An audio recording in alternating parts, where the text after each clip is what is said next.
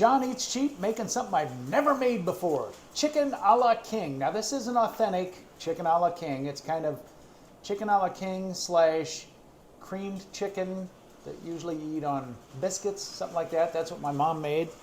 But I have some leftover shredded chicken we're going to use. We got mushrooms. These are portobellos that I chopped up or diced up, sliced, and a pathetic amount of peas and carrots. I don't know how we had this much left over, but that goes in the a la king. And usually you eat it over biscuits or toast points or rice. And we're going to do ours, we have potatoes, so we're going to do it on mashed potatoes. So this will almost be kind of like a chicken pot pie stuff or chicken and dumplings. Just, it's kind of a mix mash of everything. So let's get started. So I got about 3 tablespoons of butter here. I'm going to add in the sliced and chopped portobellos.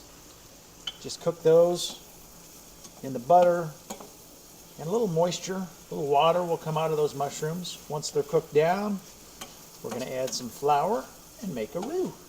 So mushrooms are almost done. Mrs. Cheap and I had a discussion. What is I don't know where chicken a la king comes from. Anybody know the history? A la king. I don't know. I mean, it's pretty Midwestern comfort food. Does it mean boil in the bag? Yeah, is it like Chung King? Remember those, the shrimp, canned shrimp?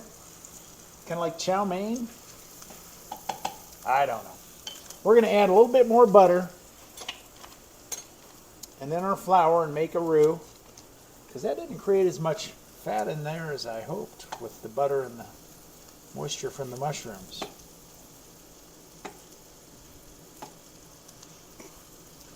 Standing by, I've got a couple cups of fresh made, this is chicken and turkey stock combined that I made from leftover Thanksgiving turkey and some chicken parts that I had. Just put them in a stock pot, cook them for a couple of hours, let it like simmer for a couple of hours, and then strain it. And we've got a couple of bags in the freezer, and we're going to use some of this here. Now go in with some flour. You're supposed to do equal parts, but this is kind of tough to tell. So I'm going to put that much in. I don't know how much that is, tablespoon and a half, maybe 2 tablespoons. And mix it up. We just need to cook that flour a couple minutes. Get the white out of it. I'm going to add a little bit more. We're just doing a small batch. This isn't a full-blown recipe by any means. Let that cook just for a couple of minutes. So that flour's cooked a couple of minutes. We're going to add our stock. And you could use bouillon. You can use, boxed or canned chicken broth or stock. Whatever you have handy. Turn my heat up a little so that'll thicken up. I'm not going to add any salt or pepper to this. Because, well, maybe a little pepper, come to think of it. But you can salt it when you season it to taste. So that has thickened up nicely. Now we're going to add a little milk, make it a little creamier. Not a lot. We want it to remain thick. We also want to add our chicken. So I'll put the whole thing in. And this chicken is seasoned as well.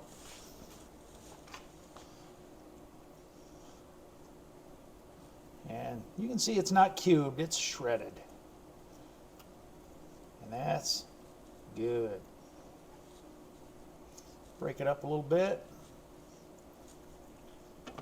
Mix it all up. Let's get our peas and carrots in there too, because it looks kind of bland. These were just frozen. I don't know how we had such a little amount. I don't either. I think we used it for shepherd's pie, maybe. And I'm going to need to add a little bit more liquid, but I'm going to let it thicken up first. So there we are. We got the mashed potatoes. I left the skin on just because they were small and I'm lazy. So a little bit of mashed potato in there. And the chicken a la king, or creamed chicken, whatever you want to call it. Fancy SOS because it's chicken and veggies and mushrooms. But just like that. A little more sauce. There you go. Piping hot, great for a cold night. Give it a shot. Never made it.